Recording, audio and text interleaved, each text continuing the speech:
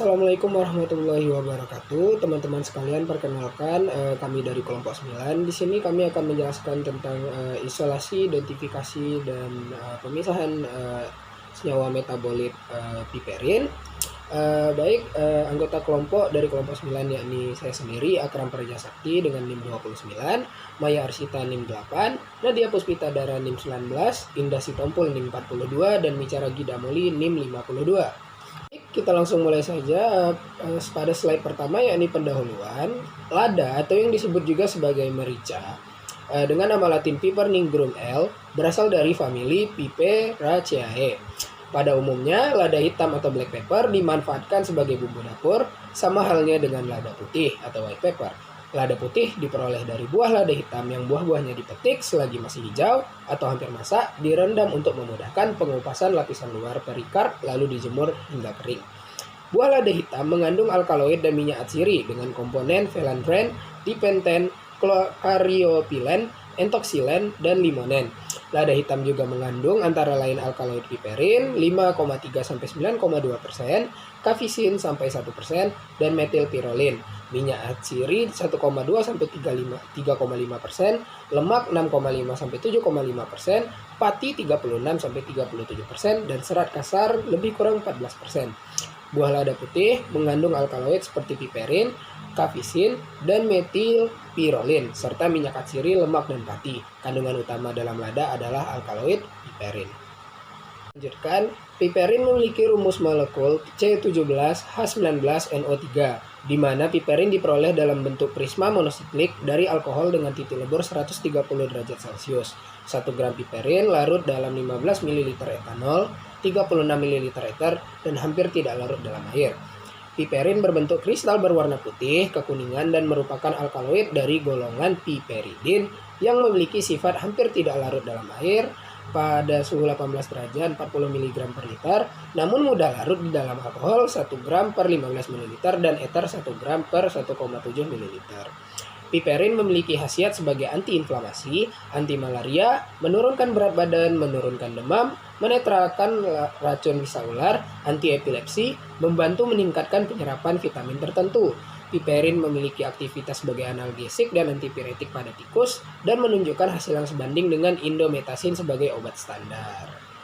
Tujuan dari praktikum kali ini, ini kami mengambil tujuan praktikum dari jurnal, ini yang penelitian ini didesain untuk mengetahui kadar piperin di dalam ekstrak buah lada hitam dan lada putih yang diekstraksi dengan alat soklet menggunakan variasi konsentrasi etanol, sehingga diharapkan dapat diperoleh informasi mengenai konsentrasi etanol yang dapat menghasilkan kadar piperin tertinggi pada ekstrak buah lada dan bermanfaat untuk pengembangan obat tradisional.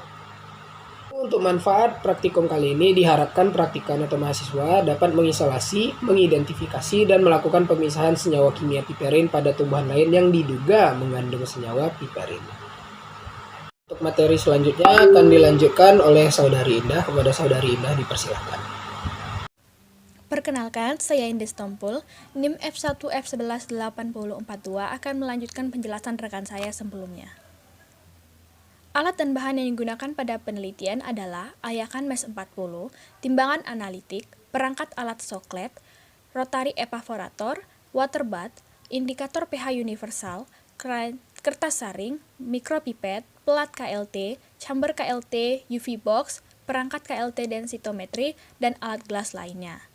Bahan yang digunakan adalah Simplicia buah lada putih, standar piperin, etanol teknis, Aquades, H2SO4, ether, NH4OH, chloroform, etanol proanalisis, N-heksan, dan etil asetat. Proses isolasi piperin yang pertama dilakukan dengan cara pembuatan serbuk Simplicia. Di sini bahan yang kita gunakan adalah Simplicia utuh lada putih atau Piper nigrum yang kemudian diblender dan diayak dengan ayakan MES nomor 40 sehingga dihasilkan serbuk Simplicia halus.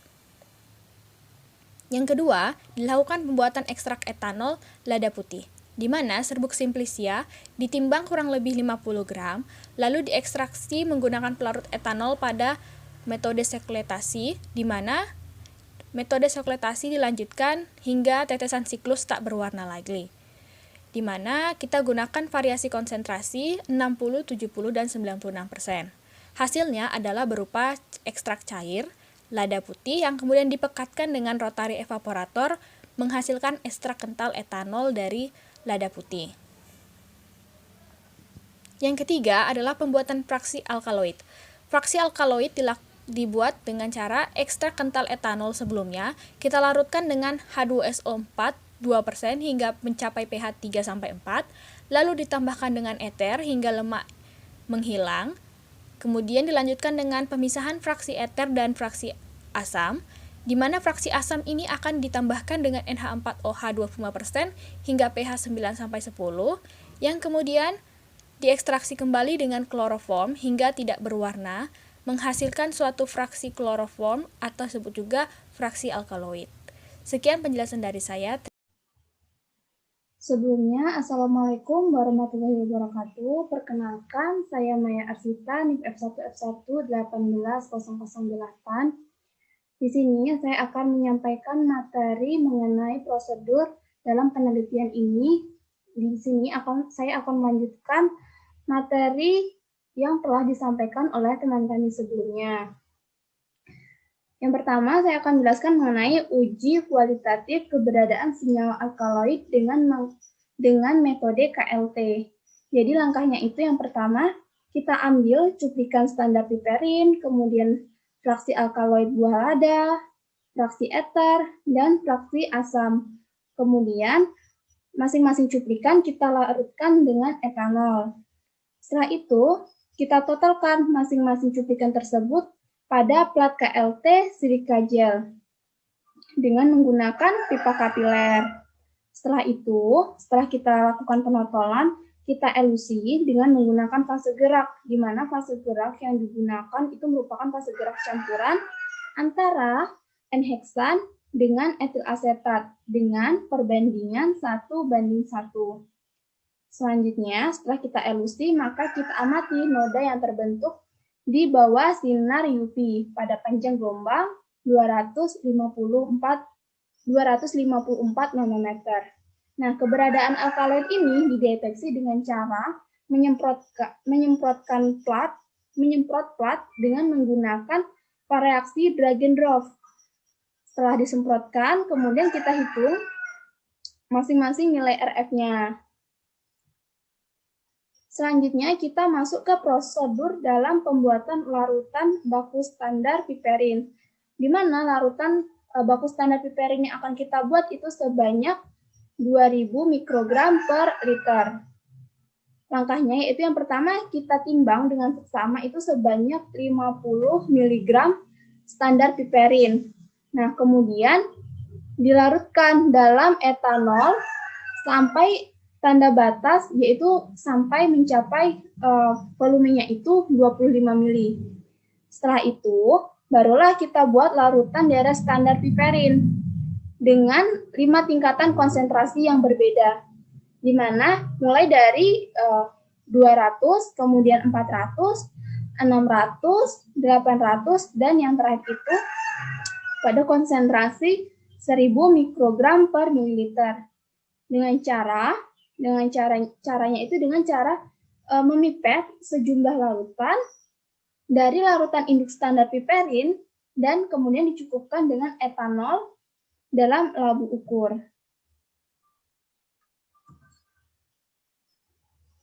Kemudian kita masuk ke cara pembuatan kurva kalibrasi standar piperin.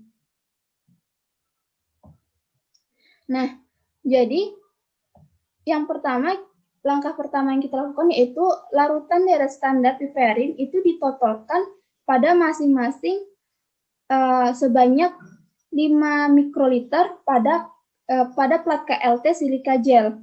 Selanjutnya, setelah dilakukan penotolan, maka plat KLT tersebut dielusi dengan fase gerak campuran. Fase gerak campuran yang digunakan itu merupakan fase gerak etil asetat dan heksana dengan N-heksan dengan perbandingan 1:1.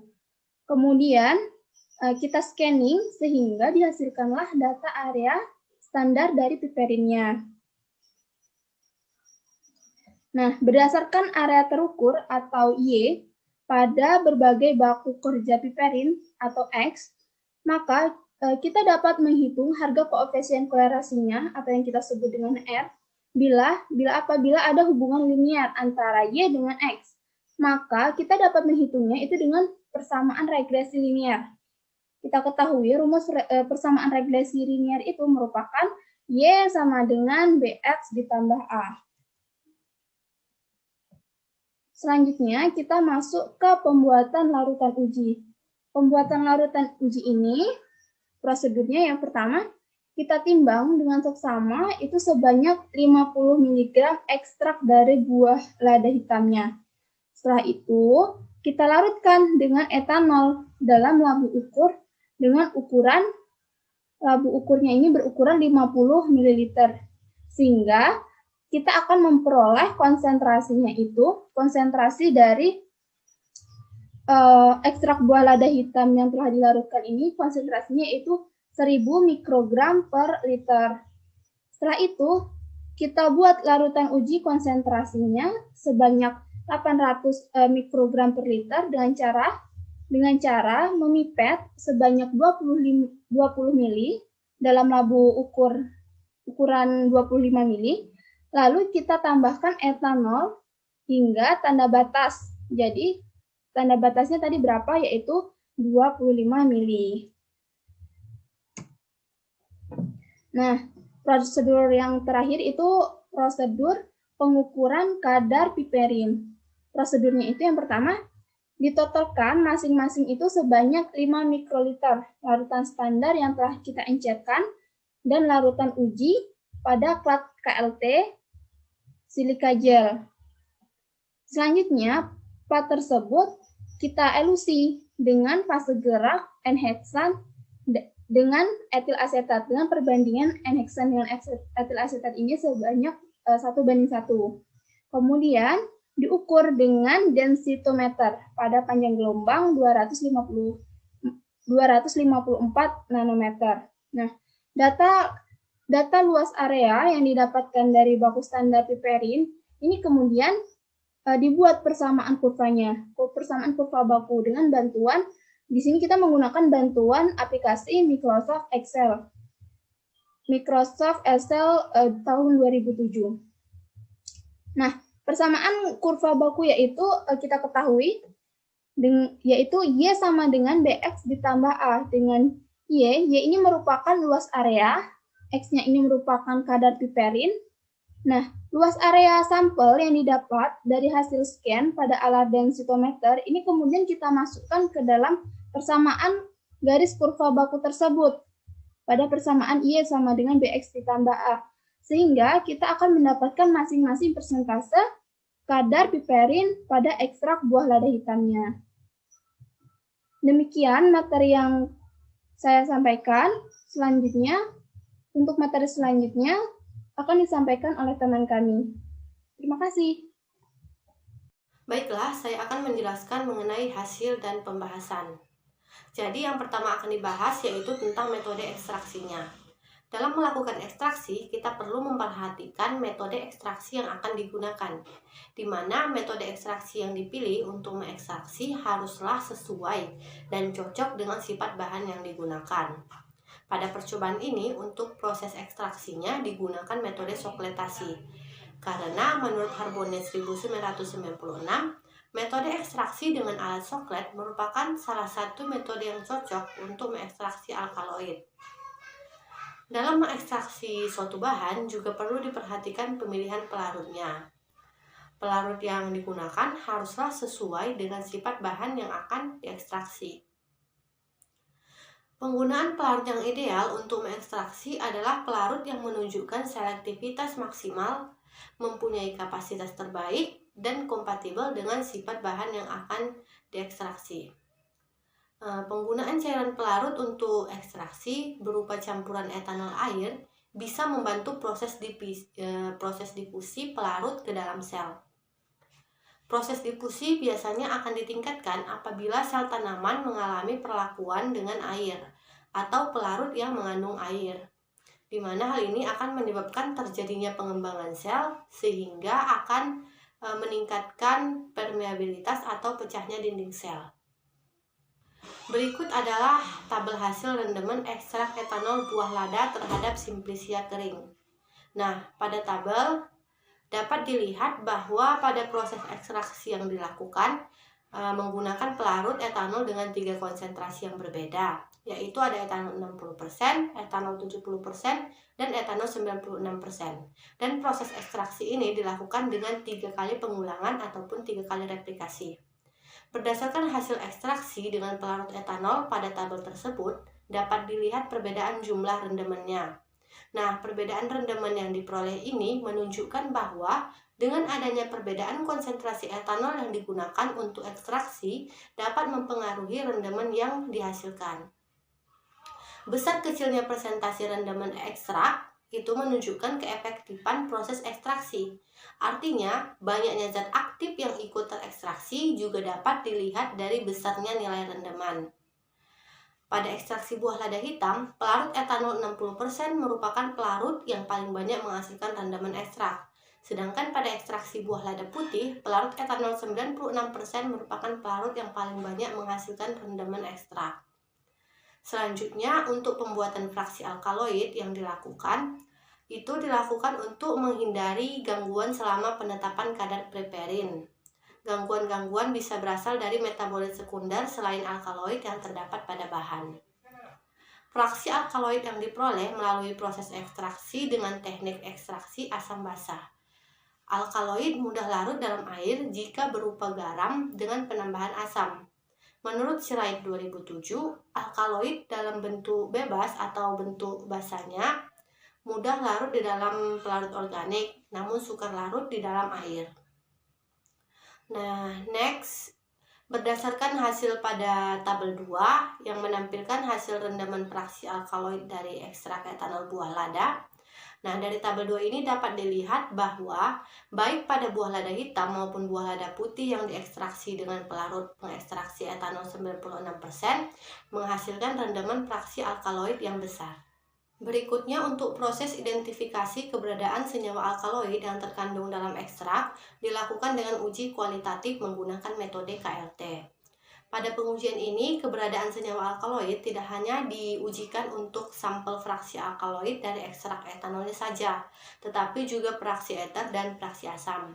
Nah, pada gambar 1 ini menunjukkan hasil identifikasi keberadaan senyawa alkaloid pada fraksi alkaloid menggunakan plat KLT dari ekstrak etanol lada hitam yang bisa dilihat di gambar A dan lada putih pada gambar B.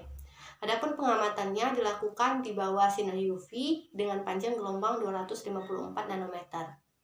Untuk tanda P ini menunjukkan noda pada standar piperin. S1 adalah fraksi alkaloid dari ekstrak etanol 60%, S2 fraksi alkaloid dari ekstrak etanol 70%, S3 adalah fraksi alkaloid dari ekstrak etanol 96%. Terus ada F1 yang merupakan fraksi eter dari ekstrak etanol 60%, F2 fraksi eter dari ekstrak etanol 70%, F3 fraksi eter dari ekstrak etanol 96%, F4 fraksi asam dari ekstrak etanol 60%, F5 fraksi asam dari ekstrak etanol 70%, dan F6 adalah fraksi asam dari ekstrak etanol yang 96%. Berdasarkan gambar 1 ini dapat dilihat bahwa sampel ekstrak menunjukkan keberadaan piperin karena sampel itu memberikan noda pada nilai RF yang mirip dengan standar piperin, yaitu sekitar 0,6 dengan deteksi menggunakan sinar UV 254 nanometer. Sedangkan pada fraksi eter dan fraksi asam tidak tampak noda. Hal ini berarti bahwa proses ekstraksi asam basa yang dilakukan untuk menarik alkaloid termasuk piperin dalam ekstrak etanol sudah maksimal. Selanjutnya pada gambar 2 menunjukkan hasil identifikasi keberadaan senyawa alkaloid pada fraksi alkaloid dari ekstrak etanol lada hitam dan lada putih pada plat KLT setelah disemprot dengan reaksi Dragendorf. Yang gambar A ini adalah ekstrak etanol lada hitam dan yang B itu untuk lada putihnya. Sama seperti yang tadi, kali ini juga digunakan standar piperin yang dilambangkan pakai huruf P pada gambar. Penggunaan standar piperin ini adalah sebagai pembanding untuk membuktikan bahwa sampel yang diuji apakah memang benar mengandung piperin atau tidak. Jika sampel memberikan noda pada nilai RF yang mirip dengan noda pada standar piperin, artinya sampel tersebut positif mengandung piperin. Pada gambar 2 ini dapat dilihat bahwa deteksi dilanjutkan dengan menggunakan reaksi drag and drop untuk memastikan apakah bercak tersebut itu adalah senyawa alkaloid atau piperin. Keberadaan senyawa alkaloid ditegaskan jika hasil penyemprotan drag and drop tadi terbentuk noda berwarna jingga pada plat. Berdasarkan hasil yang diperoleh menunjukkan bahwa standar piperin dan sampel ekstrak alkaloid dari ekstrak etanol memberikan bercak berwarna jingga setelah penotolan, sedangkan pada fraksi eter dan fraksi asam sudah tidak menimbulkan bercak, yang menandakan proses ekstraksi alkaloid ini telah dilakukan dengan maksimal.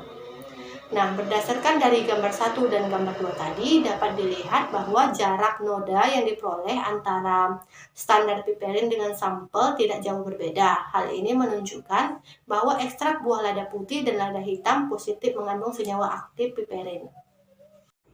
Baiklah, di sini saya akan menjelaskan penetapan kadar piperin. Penetapan kadar piperin dapat dilakukan menggunakan metode KLT densitometri, di mana pada penelitian ini digunakan plat KLT silika gel 60 F254 sebagai fase diam dan fase geraknya menggunakan N-heksan dan etil asetat dengan perbandingan 1:1, di mana penggunaan N-heksan dan etil asetat sebagai fase gerak dikarenakan N-heksan dan etil asetat bersifat semipolar, sehingga dapat memisahkan piperin yang juga bersifat semipolar dari kandungan ekstrak lainnya.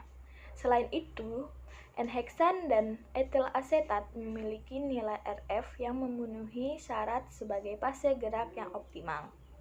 Bisa kita lihat pada slide terdapat grafik. Nah, grafik tersebut merupakan hubungan konsentrasi piperin dengan luas area yang diukur dengan KLT densitometri, di mana hasil pembuatan kurva kalibrasi piperin menunjukkan adanya hubungan linier antara kadar piperin dan luas area, yaitu semakin tinggi konsentrasi piperin, maka semakin besar luas area yang terbaca pada alat densitometer.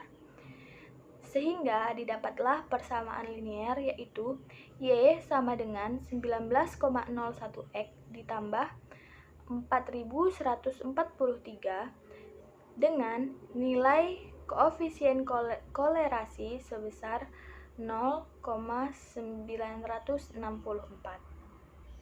Berdasarkan persamaan yang didapatkan sebelumnya, di mana luas area sampel hasil pengukuran masing-masing sampel dimasukkan ke dalam persamaan garis linier, sehingga diperolehlah kadar piperin dalam fraksi alkohol dari ekstrak etanol buah lada, yang bisa kita lihat pada tabel. Dari tabel tersebut terlihat bahwa kadar piperin tertinggi pada fraksi alkohol dari ekstrak buah lada hitam yang diekstraksi menggunakan pelarut etanol 60%, yaitu sebesar 52,81%. Sehingga semakin besar konsentrasi etanol, maka semakin kecil kadar piperin dalam ekstrak buah lada hitam. Dan kadar piperin tertinggi juga diperoleh dari fraksi alkaloid dari ekstrak etanol buah lada putih yang diekstraksi menggunakan pelarut etanol 96%, yaitu sebesar 38,72%. Sehingga semakin besar konsentrasi etanol, maka semakin besar kadar piperin di dalam ekstrak buah lada putih. Kesimpulan, dari penelitian ini didapatkan kadar piperin tertinggi diperoleh dari ekstrak buah lada hitam menggunakan pelarut etanol 60% sebagai pelarut pengekstraksi terhadap fraksi alkaloidnya. Dan kadar piperin tertinggi juga diperoleh dari ekstrak buah lada putih menggunakan pelarut etanol dengan konsentrasi 96% sebagai pelarut pengekstraksi terhadap fraksi alkaloidnya. Hanya itu yang dapat kelompok kami sampaikan. Saya sebagai pemateri terakhir memohon maaf apabila masih banyak kekurangan dalam pemaparan materi. Dan saya akhiri, wabillahi taufiq wal hidayah. Wassalamualaikum warahmatullahi wabarakatuh. I'm an icon, man. I'm a girl about a 10. I should fuck her in